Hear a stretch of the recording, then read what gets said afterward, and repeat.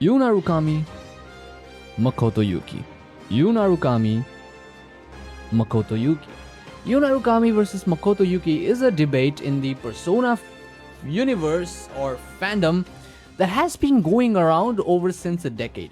It is also one of the most hottest debates, I would say, at who is stronger, who is better written, and who is the better game between Persona 3 and Persona 4.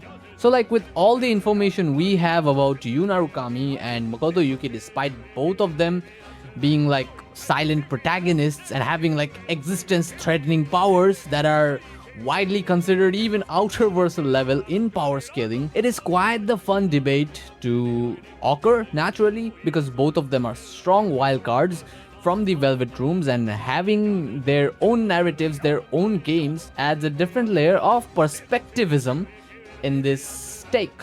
So Persona 3 was the older game, I believe, in 2007, and then followed up Persona 4 released in 20. Honestly, it's very hard to tell between who wins in a Yu Narukami versus Makoto Yuki debate when you put the Galaxy Crushers amongst each other in a debate between who can wield better personas, who is better written, and who has the better game. It's also important to consider that these power scalings come from their respective verses, their respective timelines, and their respective notions.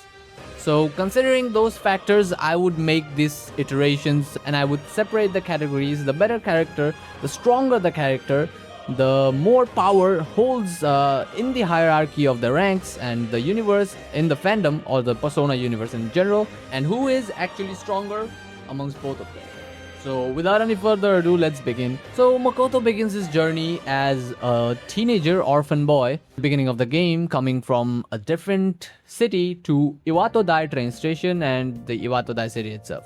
In Iwato-dai, he finds himself sees a group of people that came together because of their existential burden. A group that came together because of the apathy syndrome and the things related to the dark hour, which if you think like in a setting between Persona 4 and 3, Persona 3 has got a lot of darker tones. Honestly, I would say Persona 4 is very mature if you saw that in that aspect. It's a very mature game, but Persona 3 also carries a level of utopia to it, I would say. And having said that, Makoto Yuki already stands in a position clearly above you in that department. Let's talk about the writing first. We will get to power scaling later. Let's talk about writing first, and then we will talk about who wields a better wildcard in the franchise, who's a better wildcard, and then we will talk about their powers. Yu Narukami had a pretty diverse life. He also came from a different city to live with his uncle Ryotaro Dojima. So, yeah, with Ryotaro Dojima. I can't say that. Okay. He spends most of his time with his friends confronting their truth. The game is about confronting your own self. And you also probably heard the famous track, Pursuing Your True Self. Yeah, you'd get what the game is about. Spoiler alert, there's a character that Yu awakens to, and that is his own. That's Izanagi, his persona. So early in the story, Izanagi is shown one of the strongest personas ever in the series. I mean, damn. Then, as the story progresses, Yu unlocks his personas and he becomes the wielder of the wild card, and then he jumps straight to Izanagi no Kami, one of the critically acclaimed personas in the entire franchise. But amongst Makoto and Yu, who has a better persona, it's really hard to say. But if it were me, if I had to give an opinion, because since it's my video, so you're here to hear my opinion here, I would probably say it's Izanagi no Kami. Don't get me wrong, Orpheus Telos or Messiah, both are good, but I think Yu has a better persona, man. Amongst both of them, I would say Yu has a better persona. His inner resolve grows, he becomes a good brother. And then the later part, the ending of Persona 4 was a bit bittersweet. I will not spoil you. This is not a spoiler video or a character analysis, so I won't get much into details. I will just keep it at that. light and easy. Then talking about Persona 3, Makoto also had a similar journey. Despite being orphan, he had to carry a different existential burden. So during the first Persona Awakening encounter, Yukari drags Makoto to the Iwatodai Dome's rooftop, and there he awakens his first persona. In order to save Yukari, he had to shoot himself, and his inner voice, that is a huge mystery to the game. Not that big of a mystery, but still, I will, for this video at least, I'd keep it light and simple. It's a mystery in the game, and his inner voice tells him to shoot the persona, and he then awakens to his persona. His initial persona is Orpheus, a Greek god, a Greek mythological god, who is awakened to Yuki Makoto's personality. But amongst Izanagi and Orpheus, the better persona here is clearly Izanagi. I don't even need to debate on that, and you know the exactly reasons why. It's a kill. It's a one shot. Izanagi claps. There's no way Orpheus is winning this one. Izanagi claps this. So until now it's a 2-0, and you having the lead, upper lead. He won both the persona categories, so props to that, and Makoto is still on 0. So let's begin to the second category. And the second category, subcategory, is magic powers. Okay, so in the fusion spell department, I would have to give it to Makoto Yuki. For Armageddon, of course, there's no other way that I'm giving it to Yu Narukami by any means, even though I like Myriad Truths. But I think Armageddon is a better fusion spell. So do let me know what do you think about it. But yeah, there goes 1 point to Makoto. And the next skill is sword fighting. And amongst Makoto and you have been shown to have a better oh my god. You have been shown I can't say. Yu Narukami have been shown to have a better sword than Makoto. Like, he's been shown in a lot of titles to have a sword, wielding a sword, fighting with a sword. Like Persona 4 Arena, Ultimax, Persona 4 Arena, Persona 4 Golden, and yep, you know, he had more screen time with swords than Makoto. So I think Yu deserves this one. Although it necessarily does not mean that the more screen time with sword means a better swordsman, but let's make a reductio and give this to Yu Narukami, because yeah, honestly, we have seen him more with swords than Makoto. Okay, so the current score is 3-1, with Yu Narukami leading by 3 points and Makoto Yuki by 1 point. Sadly, the next category is a bit different.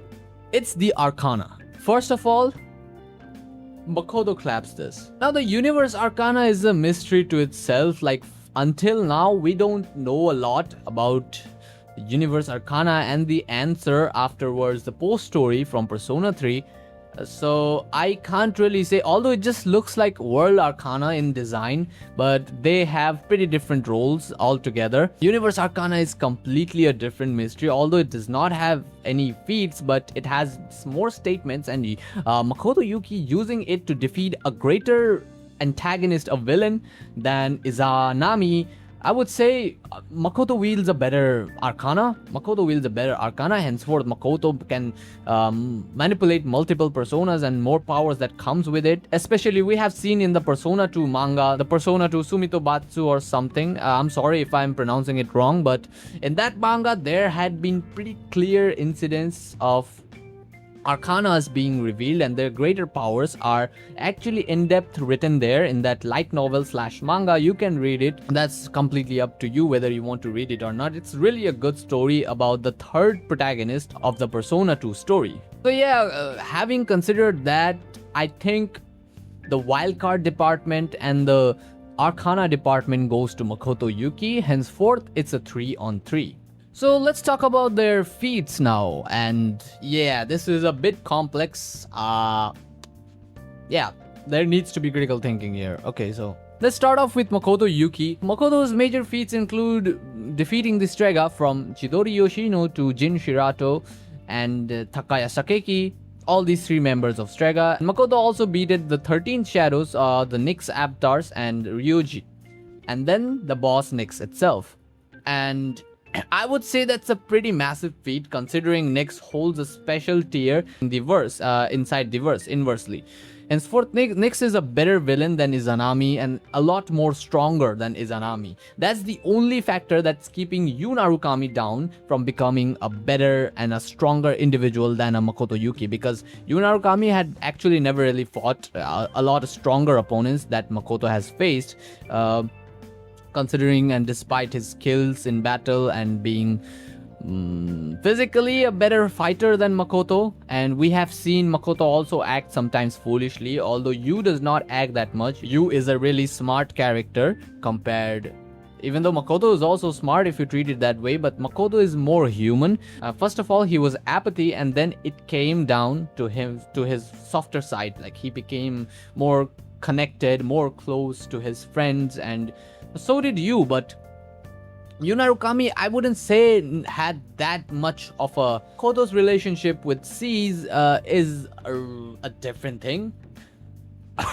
I know I can get jumped on this for saying that the C's might be better than investigation team. Yeah, I do imply that, by the way. Please don't jump me on the comments. I have my reasons, and the reasons being that I probably have seen Makoto having a better inner resolve with their friends than Yu Narukami, because Makoto went through all kinds of friendships in a single year. Yes, from being the pickup friend to having conflicts with his friends and to sacrificing himself for them, which is a massive feat and the ultimate fruit of friendship, I would say.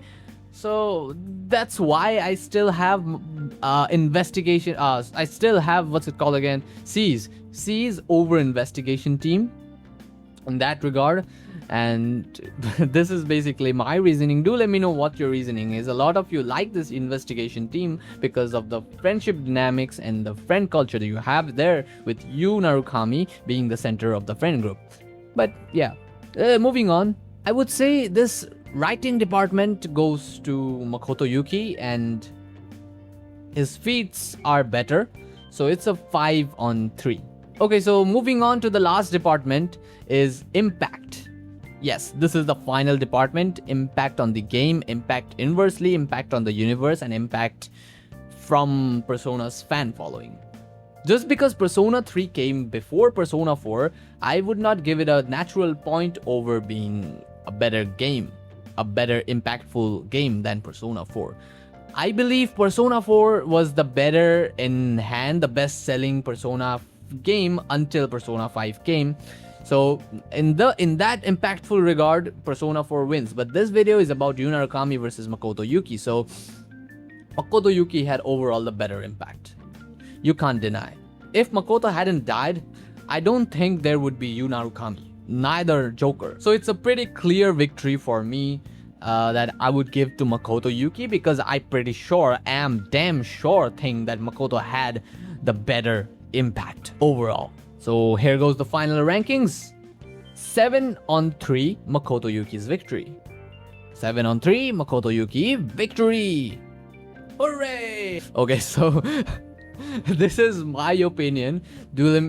Okay, so this is my opinion on this debate. I never actually thought that it would even be a debate between Makoto Yuki and Yu Narukami. Of course, like, there are better writing. You might say that Yu Narukami is a better character than Makoto. Yeah, that can be it. Our opinions are different after all. But in power scaling, in power terms, and cultural impact, overall inverse impact, I think Makoto takes a big W.